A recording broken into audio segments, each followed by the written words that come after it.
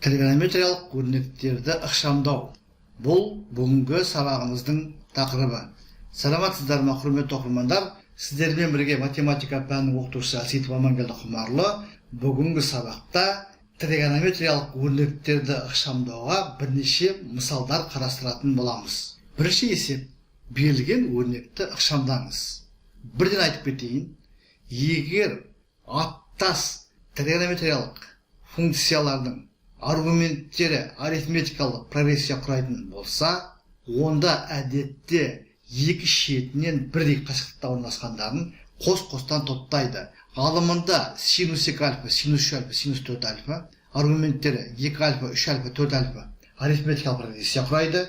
Сол сияқты бөлімінде косинус 2 альфа, косинус 3 альфа, косинус 4 альфа аргументтері арифметикалық прогрессия құрайды және аттас функциялар. Сондықтан екі шетінен бірдей қашықтықта орналасқандарын қос-қостан топтаймыз.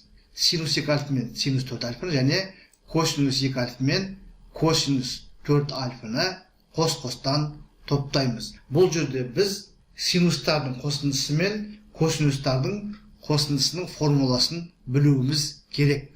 Сонда қараңыздар, тең болатынға салып қойайық. Тең болады.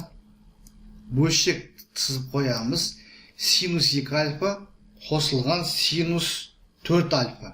Синустардың қосындысы. Синустардың қосындысы тең болады. 2 көбейтілген синус жарты қосынды. Яғни аргументтерін қосып 2-ге бөлеміз. 2 альфа қосу 4 альфа 6 альфа болады. 2-ге бөлсек 3 альфа шығады. Көбейтілген косинус жарты айырма 2 альфа минус 4 альфа минус 2 альфа болады. 2-ге бөлсек минус альфа шығады. Және ортасындағы қосылғыш минус синус 3 альфа жазып қоямыз. Минус синус 3 альфа. Бөлімінде косинус 2 альфа қосылған косинус 4 альфа. Косинустардың қосындысы формуласы 2 көбейтілген косинус жарты қосынды. Аргументтері 2 альфа мен 4 альфаны қоссақ 6 альфа болады. 2-ге бөлеміз 3 альфа болады.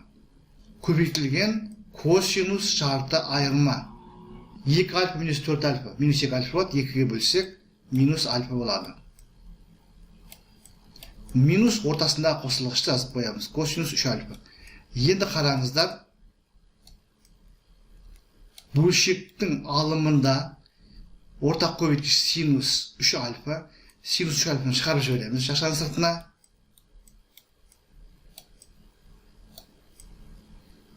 Көбейтілген жақша.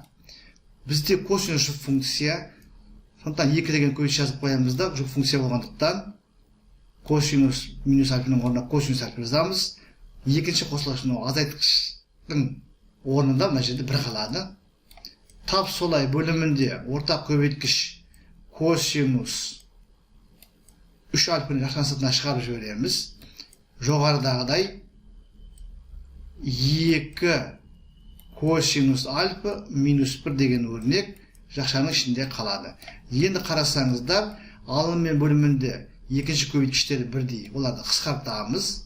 Сонда синус 3 альфа бөлінген косинус 3 альфа қалады. Синустың косинусқа қатынасы тангенс екендігін білеміз. Бұл анықтамадан шығады. Сондықтан бұл есептің жауабы тангенс 3 альфа болады. Бұл жерде синустардың қосындысының формуласын және косинустардың қосындысының формуласын қолдандық. Екінші есебіміз берілген өрнекті ықшамдау керек. Бұл жерде біз келтіру формулаларын қолданатын боламыз. 20 менен 70 градустың қосындысы 90 болатындықтан, олардың біреуін жазып қойып, екіншісін келесі бош арқылы өрнектеуге болады. Сонда біз алымында косинус 20 градусты жазып қоямыз. 70 дегеніміз 90 минус 20 болғандықтан, біз алымындағы 70 градустың орнына 90 градус минус 20 градус деп жазамыз.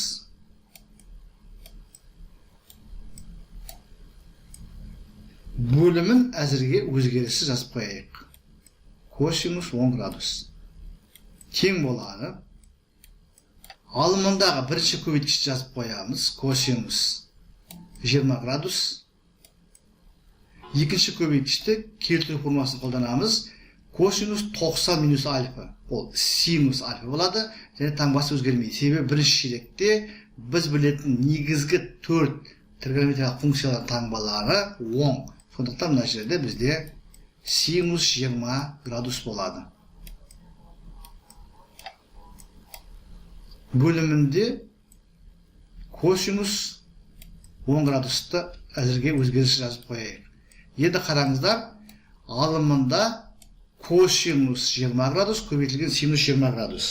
Синус альфа көбейтілген косинус альфа. Қос бұрыштың синусының формуласын қолдануға бізде 2 жетпей тұр. Сондықтан алымында бөлімінде біз 2-ге көбейтіп жіберетін болсақ, алымында 2 косинус 20 градус көбейтілген синус 20 градус болады.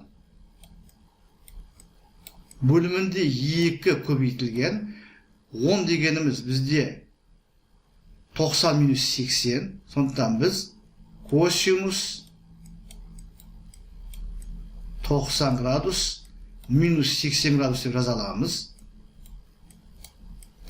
Сонда алымында қос бұрыштың синусының формуласын қолданамыз.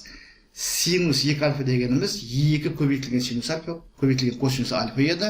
Сондықтан бізде алымында синус 40 градус болады.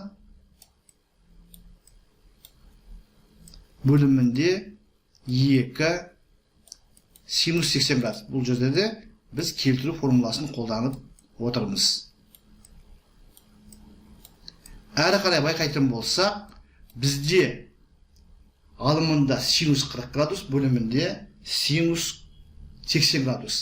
Бөлімінің аргументі алымның аргументінен 2 есе үлкен. Олай болса, қос бұрыштың синусының формуласын бөліміне қолдана аламыз. 2 көбейтілген қос бұрыштың синусының формуласындағы 2-ні жазып қоямыз. Синус 40 градус көбейтілген косинус 40 градус.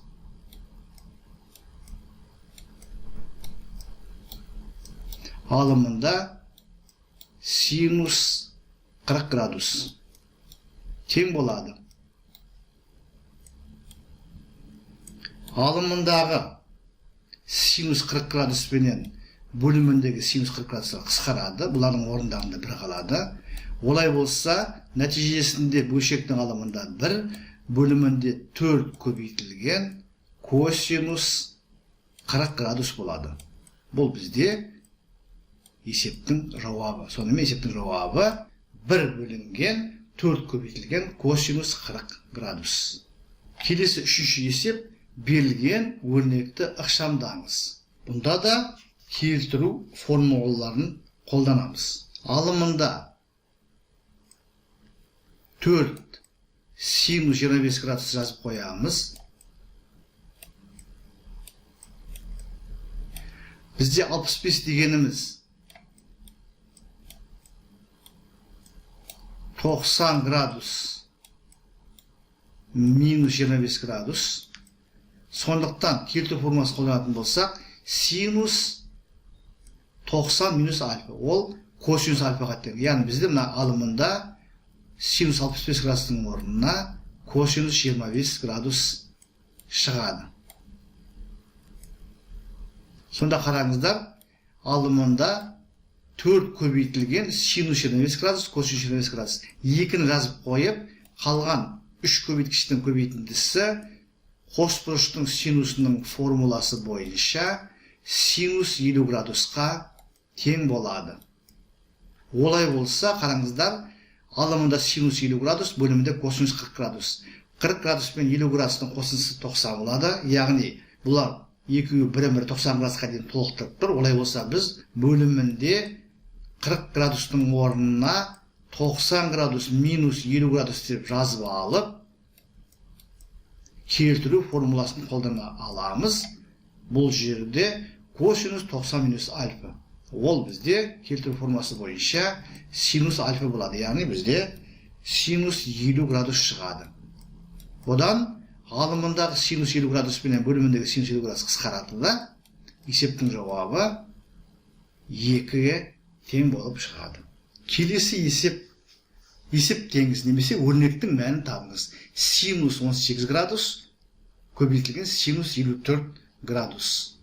Мен бұл есеп шешудің мынандай тәсілін ұсынған болар едім. Мен есептің берілгенін алдымен жазып қоямын. Синус 18 градус көбейтілген синус 54 градус.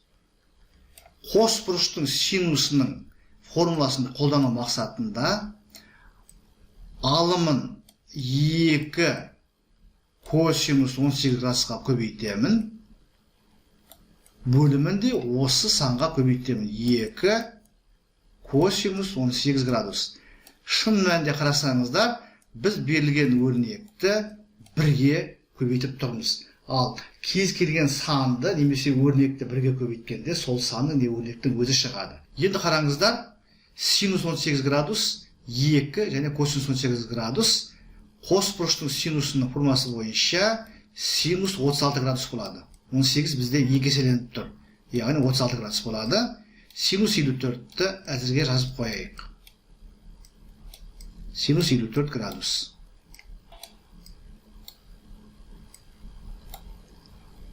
Бөлімінде әзірге өзгеріс қалдырайық. 2 косинус 18 градус тең болады. Енді қараңыздар, бөлшектің алымында 36 градус тұр және 54 градус тұр. Екеуінің қосындысы 90 градус болады.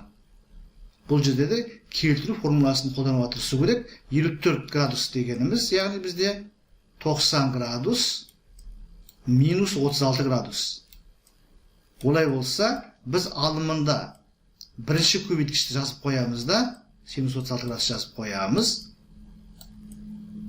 Екінші көбейткішке келтіру формуласын қолданамыз. Синус 90 минус альфа. Ол косинус альфа болады. Яғни бізде екінші көбейткішіміз косинус 36-ға тең болады. Бөлімінде әзірге өзгеріссіз қалдырайық. 2 көбейтілген косинус 18 градус болсын. Тең болады. Енді алымына қарайтын болсақ, алымында синус альфа көбейтілген косинус альфа бар. Бізде 2 жетпейді. Алымында бөлімінде 2-ге көбейтіп жіберетін болсақ, бізде алымында 2 синус 36 градус көбейтілген косинус 36 градус. Бұл қос бұрыштың синусының формуласына келеді. Яғни синус 2 альфаға келеді. 36-ны 2-ге көбейтсек, бізде 72 шығады. Синус 72 градус. Бізде бөлімінде 2 деген көбейткіш бар. Жаңа алымында бөлімінде 2-ге көбейттік. Бұл жерде 4 болады. Енді қараңыздар. Косинус 18 градус. Синус 72 градус. Екеуінің қосындысы 90 градус береді. Олай болса, біз 18 градустың орнына 90 градус минус 72 градус деп жаза аламыз. Демек, бұдан келтіру формуласы бойынша косинус 18 градус дегеніміз синус 72 градусқа тең болып шығады. Алымындағы көбейткіш синус 72 мен бөліміндегі синус 72 градус қысқартатын болсақ, бізде есептің жауабы 4-тен 1 шығады. Сонымен, құрметті оқырмандар, біз бүгінгі сабақта тригонометриялық өрнектерді ықшамдауға және тригонометриялық өрнектердің мәндерін есептеуге бірнеше мысал қарастырдық. Негізінен қолданған формулаларымыз синустардың қосындысының формуласы, косинустардың қосындысының формуласы, қос бұрыштың синусының формуласы және келтіру формулалары. Сіздерге жоғарыда айтылған материалдар толығымен түсінікті болды деп ойлаймын. Видеоролик ұнаса лайк қойыңыздар, репост жасауды ұмытпаңыздар. Каналға жазылмаған оқырмандар болса, каналға жазылыңыздар. Бұдан әріде математика мен математикалық сауаттылықтан теориялық материалдар мен есептерді видеороликке түсіріп, каналға жүктеп отыратын боламын. Зейін қойып тыңдағандарыңыз үшін көп рахмет. Келесі кездескенше.